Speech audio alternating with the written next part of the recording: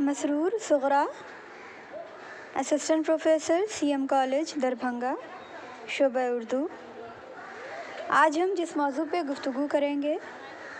وہ ہے اردو کے آغاز و ارتقاء کے حوالے سے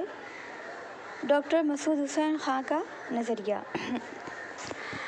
آپ دیکھیں کہ اردو کے آغاز و ارتقاء کے حوالے سے خالص لسانیاتی نقطہ نظر سے وسیع تناظر میں مطالعہ و تحقیق کرنے والے ماہرین میں ڈاکٹر مسعود حسین خاں سر فہرست ہیں، جن کی پیدائش 1919 عیسوی میں ہوئی اور ان کا انتقال 2010 عیسوی میں ہوا۔ انہوں نے امیر خسرو کے فقرے زبان دہلی و پیرامنش دہلی اور اس کے نواح کی بولیاں سے اشارہ پا کر نوائے دہلی کی بولیوں کھڑی بولی، برج بھاشا، ہریانی، قنوجی، میواتی کے جدید روپ اور دستیاب قدیم نمونوں کے تقابلی تجزیے اور مطالعے کی بنیاد پر دکنی زبان اردو قدیم کی خصوصیات کو پنجابی کے بجائے مذکورہ بولیوں میں پہچاننے کی کوشش کی۔ ان کے مطابق تمام مذکورہ بولیوں نے مختلف ادوار میں اردو کے ارتقاء میں اہم کردار ادا کیا۔ میواتی اور بالخصوص ہریانی نے قدیم اردو کی تشکیل میں حصہ لیا۔ کھڑی بولی نے جدید اردو کا ڈول تیار کیا۔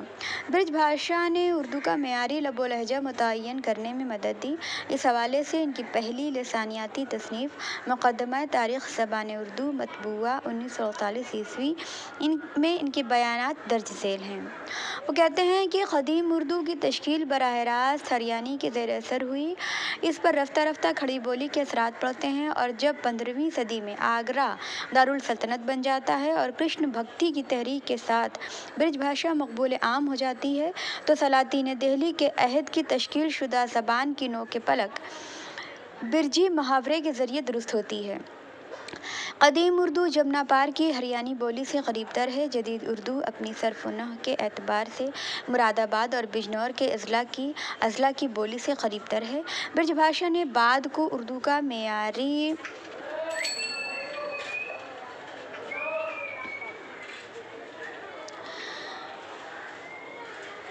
لب و لہجہ متعین کرنے میں ضرور مدد دی ہے۔ اس لیے ہمیں یہ یاد رکھنا چاہیے کہ سکندر لودھی کے عہد سے لے کر شاہجہاں کے زمانے تک آگرہ ہندوستان کا پایہ تخت رہا ہے۔ جدید اردو کا معیاری لب و لہجہ برج بھاشا کا تتبع کرتا ہے۔ راجپوتوں کی دلی، ڈلی یا اپبھرنش ادبیات کی ڈہلی ہریانے کے علاقے میں تھی، جسے کھڑی بولی کی نسبت میواتی زیادہ قریب تھی۔ بعد کو مغلوں کے عہد میں برج بھاشا اور کھڑی بولی کے اثرات اس پر غالب آ جاتے ہیں۔ دستیاب قدیم تحریری مواد اور نواح دہلی کی مذکورہ بولیوں کے تقابلی مطالعے اور تجزیے سے ڈاکٹر مسعود حسین خاں نے اردو کی ابتدا و ارتقاء کے حوالے سے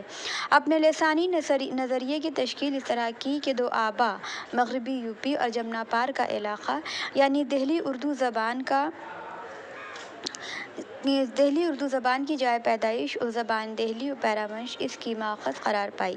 انہوں نے گویا دہلی اور نواح دہلی کو اردو زبان کی جائے پیدائش کی حیثیت سے تسلیم کیا ہے۔ وہ لکھتے ہیں کہ اس لیے زبان دہلی اردو کا اصل منبع اور سرچشمہ ہے اور حضرت دہلی اس کا حقیقی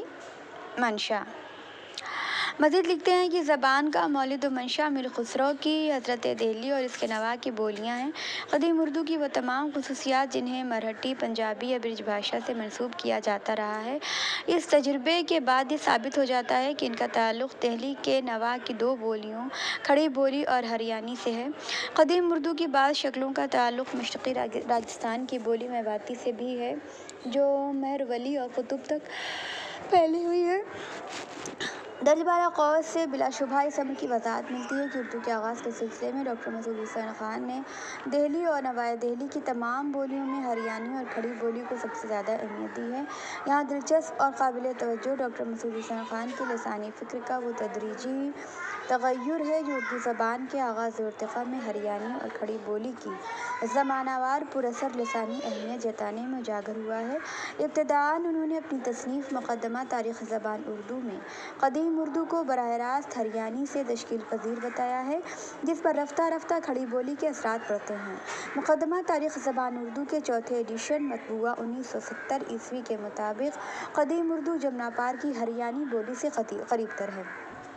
قدیم اردو کی تشکیل براہ راست ہریانی کے زیر اثر ہوئی ہے۔ اس پر رفتہ رفتہ کھڑی بولی کے اثرات پڑتے ہیں۔ متعدد دلائل اور مثالوں کی مدد سے ڈاکٹر مسعود حسین خان نے اردو زبان کے ہریانی سے تشکیل پذیر ہونے کے نظریے کی بھرپور تائید کی ہے اور اپنے مضامین میں بھی دفعتاً وقتاً فوقتاً اپنے اس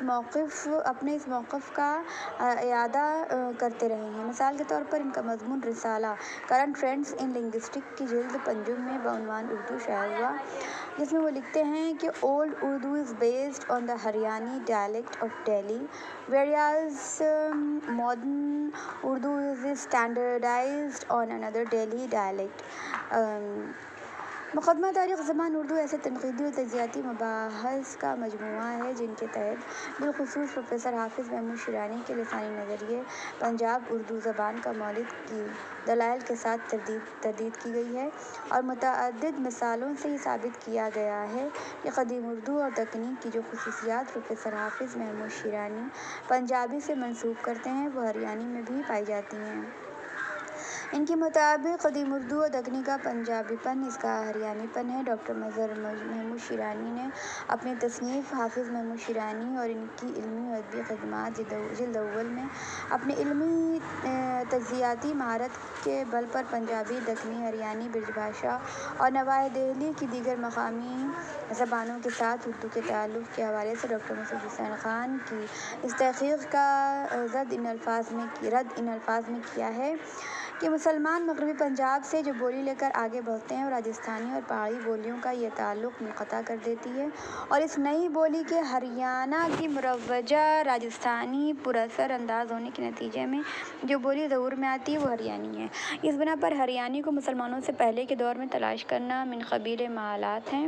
لہذا مسعود صاحب کو قدیم اردو دکنی میں جو ہریانی پن نظر آتا ہے وہ در حقیقت اس کا پنجابی پن ہے۔ ہریانی بولی جب دہلی میں رائج ہو جاتی ہے تو دارالحکومت کے شمال مشرقی علاقوں دوآبا اور مغربی یوپی میں برج کے ساتھ اس کی طویل کشمکش کا آغاز ہوتا ہے۔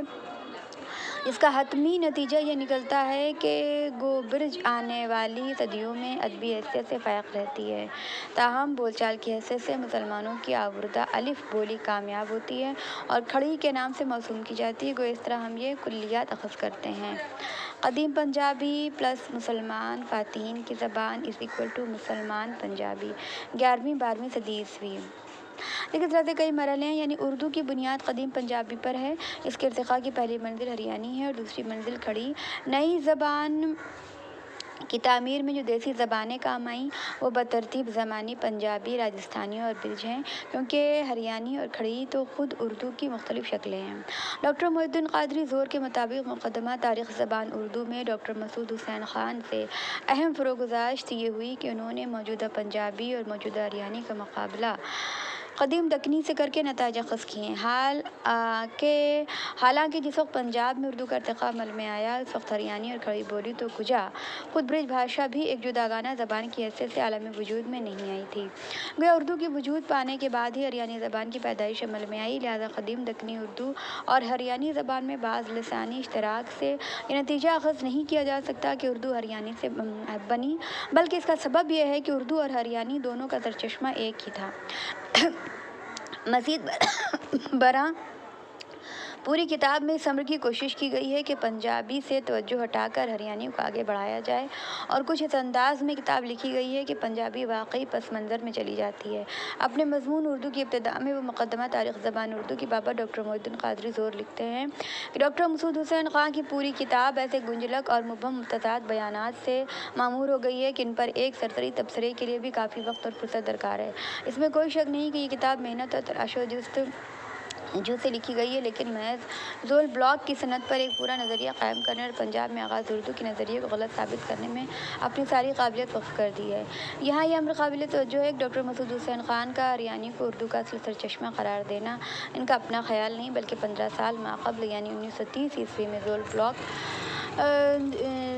اپنی تحریر میں اور بعد ازاں خود ڈاکٹر محی الدین قادری زور اپنی تصنیف ہندوستانی لسانیات میں اردو پر ہریانی اثرات کا ذکر اشارتاً کر چکے ہیں۔ البتہ ہریانی مواد کے لسانیاتی تجزیوں کو تحقیق کی کسوٹی پر پرکھنے اور اطراف دہلی کی بولیوں کا غیر مطالعہ کر کے دہلی ہی کو اردو کا اصل وطن ثابت کرنے کا کام سب سے پہلے ڈاکٹر مسعود حسین خان نے ہی انجام دیا۔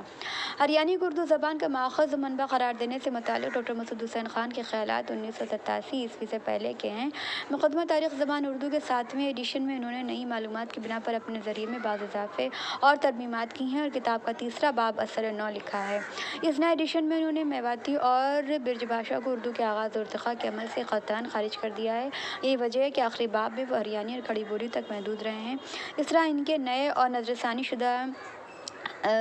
نظریے کی رو سے اردو کے آغاز کے سلسلے میں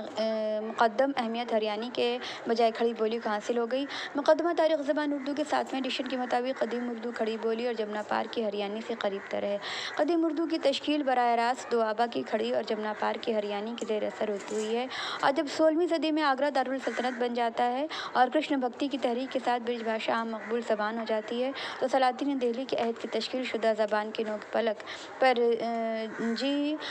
برجی محاورے کے ذریعے درست ہوتی ہے۔ ڈاکٹر مسعود حسین خان نے اردو کے آغاز و ارتقاء کے سلسلے میں بجا طور پر کھڑی بولی اور ہریانی کی اہمیت پر زور دیا ہے۔ قدیم و جدید اردو اور دکنی اردو کے لسانیاتی تجزیے کی بنیاد پر انہوں نے کھڑی بولی کو اردو کا سرچشمہ تسلیم کرتے ہوئے اس کی تشکیل میں دہلی کے شمال مغرب کی ہریانی بولی کو بھی برابر کی حصہ دار بتایا۔ وہ لکھتے ہیں کہ امیر خسرو کی نصفر میں دی ہوئی 12 ہندوستانی زبانوں کی فہرست سے زبان دہلی و پیرامنش دہلی اور اس کے نواح کی بولیاں کو اردو کا سرچشمہ ثابت کیا گیا ہے۔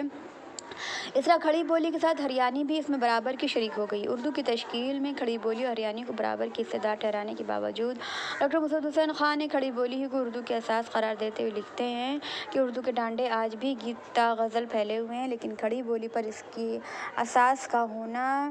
یقیناً شرط ہے۔ اردو زبان کی تشکیل میں کھڑی بولی کی بنیادی کردار اور اسے اردو کی اساس کی حیثیت سے تسلیم کر لینے کے باوجود ڈاکٹر مسعود حسین خان اردو اور کھڑی بولی کے تعلق کے بارے میں زیادہ واضح نہیں۔ وہ کھڑی بولی کو اردو کے دیہاتی روپ کے معنی میں لیتے ہیں، گویا اردو کھڑی بولی سے جدا کوئی زبان ہو۔ مقدمہ تاریخ زبان اردو کے باب پنجم کے حصہ دوم اردو اور کھڑی بولی میں رقم تراز ہیں۔ وہ کہتے ہیں کہ کوئی بھی تربیت یافتہ زبان کسی بھی عوامی بولی سے مکمل طور پر لسانی مماثلت نہیں رکھتی۔ یہی صورتحال اردو اور کھڑی بولی کے باہمی رشتے کی ہے، جبکہ حقیقت یہ ہے کہ کسی بھی زبان کے ادبی روپ کو اس کے بول چال کے روپ سے الگ کر کے نہیں دیکھا جا سکتا۔ ایسا کرنا لسانیات کے اصولوں کے منافی ہے۔ اس امر کی مزید وضاحت ڈاکٹر مسعود حسین خان کے رد میں ڈاکٹر گیان چند جین لکھتے ہیں کہ ہر زندہ اور فعال زبان کے لیے ضروری ہے کہ وہ نہ صرف خواص بلکہ عوام، نہ صرف شہروں اور قصبوں بلکہ کسی نہ کسی علاقے کے دیہاتوں میں بھی بولی جاتی ہو۔ ڈاکٹر مسعود حسین خان نے اس پہلو پر غور نہیں کیا کہ وہ اردو کو کھڑی بولی سے جدا کر کے یہ ظاہر کر رہے ہیں کہ اردو محض شہروں اور قصبوں یعنی محض اشراف کی زبان ہے، جبکہ دیہاتی عوام کی زبان کھڑی بولی ہے۔ اگر ڈاکٹر مسعود حسین خان کھڑی بولی کو اردو کا تقریری روپ مانتے تو کہنے کی ضرورت نہ تھی کہ اردو کھڑی بولی اور ہریانی سے مل کر بنی ہے۔ میری رائے میں اردو محض کھڑی بولی کا شستہ روپ ہے، اس سے جدا نہیں۔ ایک اور جگہ لکھتے ہیں کہ عام طور سے اسٹینڈرڈ ہندی اور ہندوستانی کھڑی بولی سے جدا نہیں، دیہاتی بول چال اس کا مخصوص اور محدود روپ ہے۔ درج بالا طویل بحث سے اردو زبان کی ابتدا کے حوالے سے ڈاکٹر مسعود حسین خان کی لسانی فکر کے ارتقائی سفر کا بخوبی اندازہ لگایا جا سکتا ہے، جو دہلی کی بولیوں کے تجزیاتی مطالعے کے نتیجے میں ابتدائی ہریانی میں اور بعد ازاں کھڑی بولی اور ہریانی میں اردو کے ابتدائی نقوش کو کھوجتا ہوا اختتام پذیر ہوا۔ اگر ڈاکٹر مسعود حسین خان کچھ عرصے مزید بقید حیات رہتے تو بہت ممکن تھا کہ ابتدائی زبان اردو پر اپنی تحقیقات کی بنیاد کھڑی بولی کے لسانی تجزیے پر استوار کرتے کیونکہ درج بالا بیانات سے صاف ظاہر ہے کہ ہریانی سے زیادہ کھڑی بولی کو اردو کے ماخذ کی حیثیت سے تسلیم کرنے لگے تھے۔ ڈاکٹر مسعود حسین خان کے نظریے کے مطابق اردو کے آغاز کی تاریخ دراصل مسلمانوں کی فتح دہلی کی تاریخ ہے، کیونکہ اس تاریخ سے عربی و فارسی کے لسانی اثرات زبان دہلی میں نفوذ کرتے ہیں۔ البتہ اس سے قبل دیسی بولیوں سے عربی و فارسی کا لسانی اختلاط اردو کی پیدائش کا موجب نہیں۔ وہ لکھتے ہیں کہ ہندوستان کی زبانوں میں عربی و فارسی کا